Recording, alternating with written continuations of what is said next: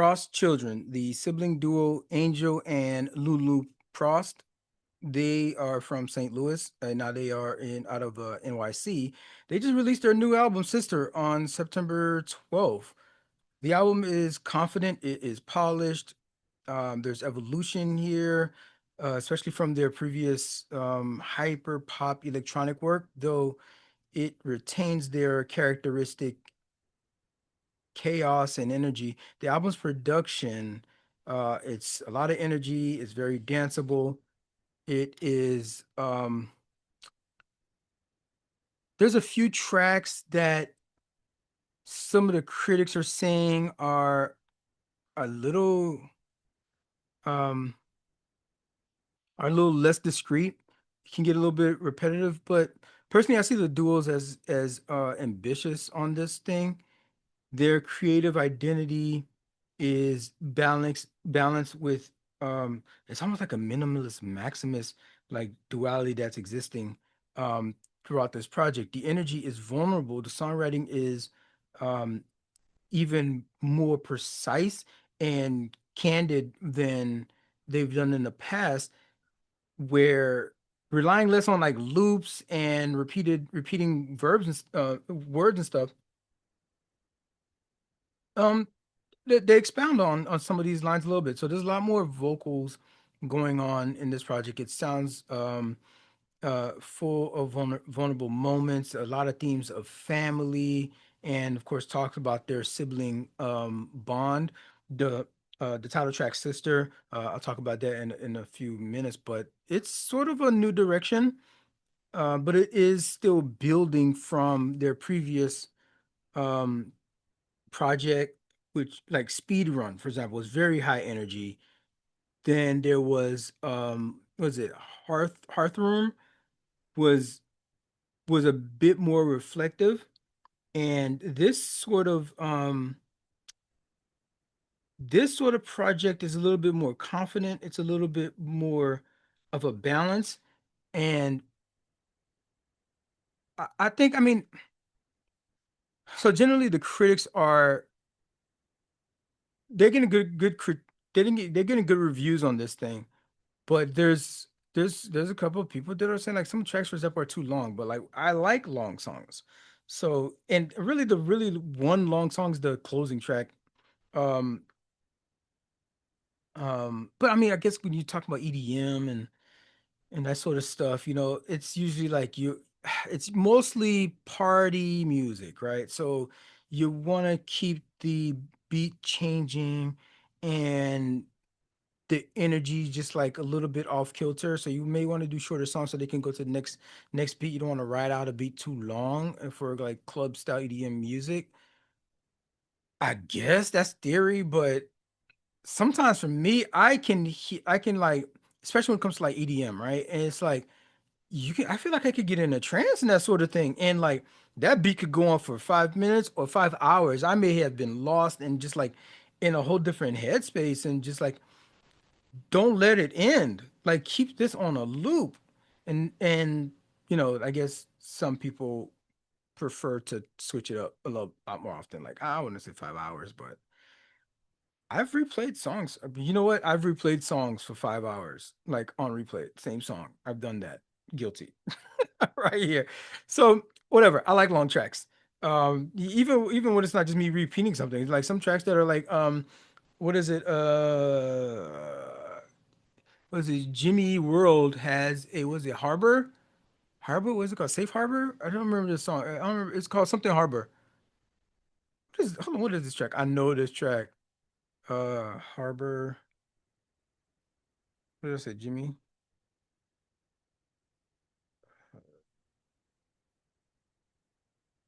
That track was called Goodbye Sky Harbor. Yep. That joint is how long is this track? That bit is 8 minutes and 22 seconds. So I'm here for every second of it. So that's on y'all.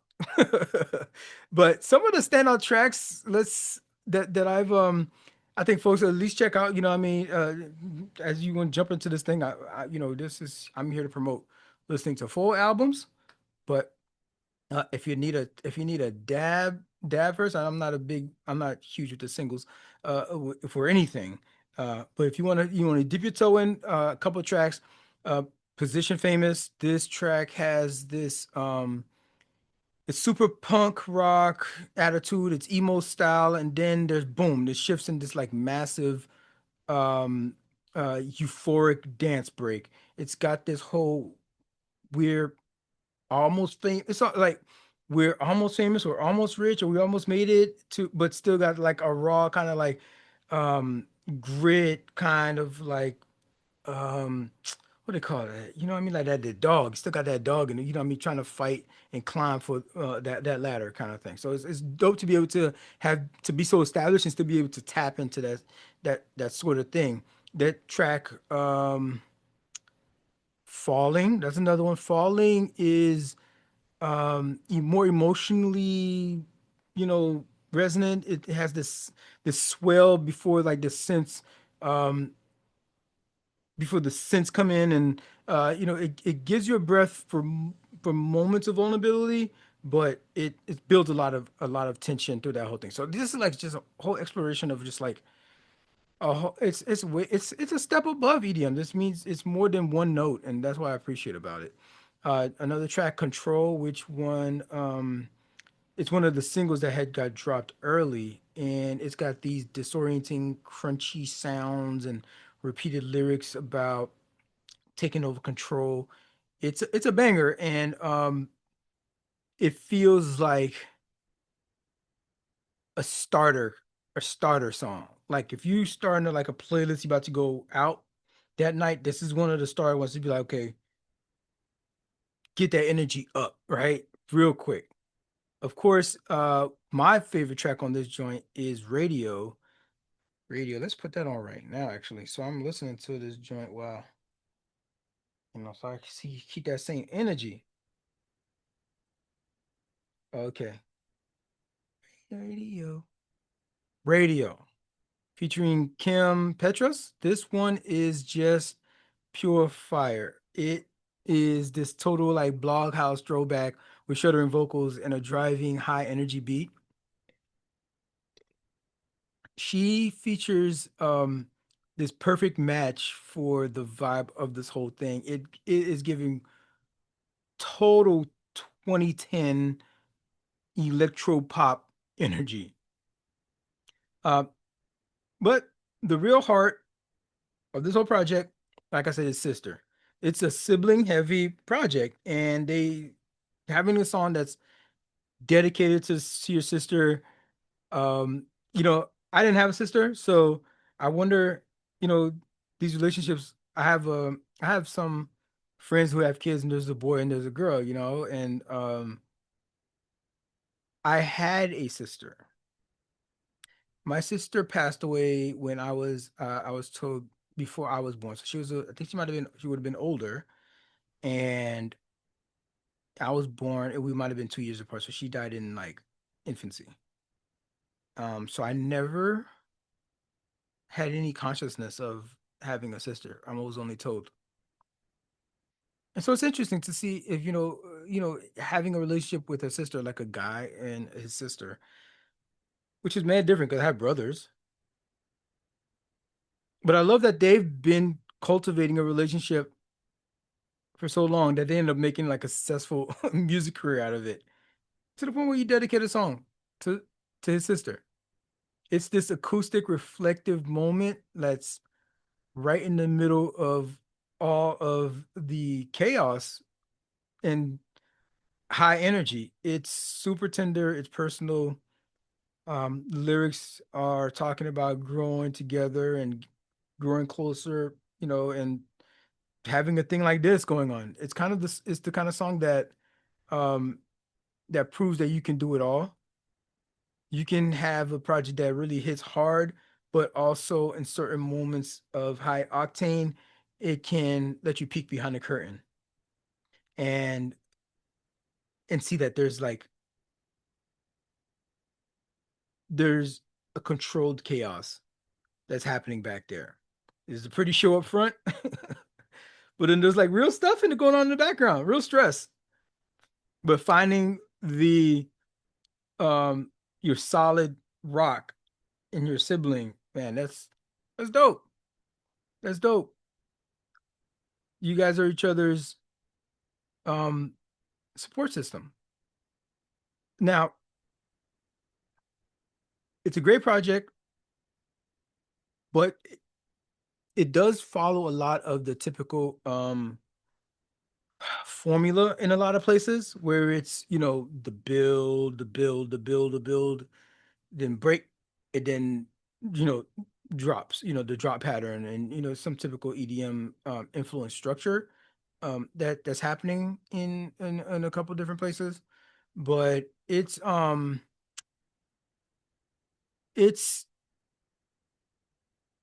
that's their audience.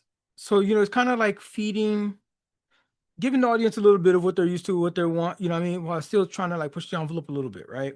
And maybe lean in a little bit more pop, a little bit more dream pop, maybe like emo, lean a little bit more emo, I would say probably. Um, so they have to balance that.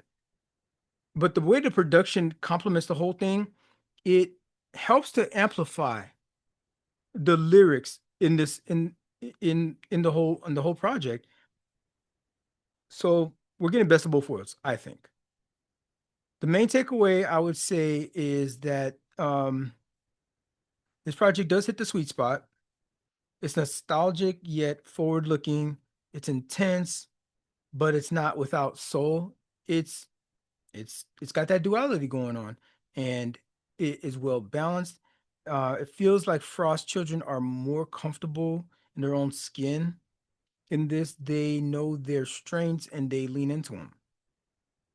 Um, Most of this project is tailor made for, I would say, the festival circuit. It is it's up in the club music when mostly when you want to move, but like if you actually there's actually some reward if you just want to like listen by yourself and put some headphones in there and like let the trance take you to the message, kind of like putting the sugar in the no, putting the candy in the medicine sort of thing. Because you listen to these lyrics and it is it's very thoughtful and it's very introspective, and so it's cool to let that like wash over you. To sum it up, Sister is the album Frost Children needed to make right now. It's a record that says that we're not just here to blast in your speakers, we're here to actually connect, trying to connect with the fans. Some songs will make you bounce, others will make you pause. It's not perfect. Um, like I said, some of the tracks can feel a little formulaic or could use maybe it's a little bit tighter editing, but the highs are high and the risks pay off. Ultimately, they're musicians, right? So they're bringing a sound, they're catering to their audience, and so they're doing what they got to do to get the art out the best they can, um, in terms of like as close to what they want in terms of their art. Um, and so I can see through it, and I can see what they're trying to do, and so I appreciate that. Um, you love to see an artist just growing in their own skin, you know what I mean, and becoming more, getting their identity, like locking that down, and be like, oh, this is who I am, and getting there and still being able to get their art out and being able to communicate it through the music. You love to see it, and for this project, you're gonna love to hear it.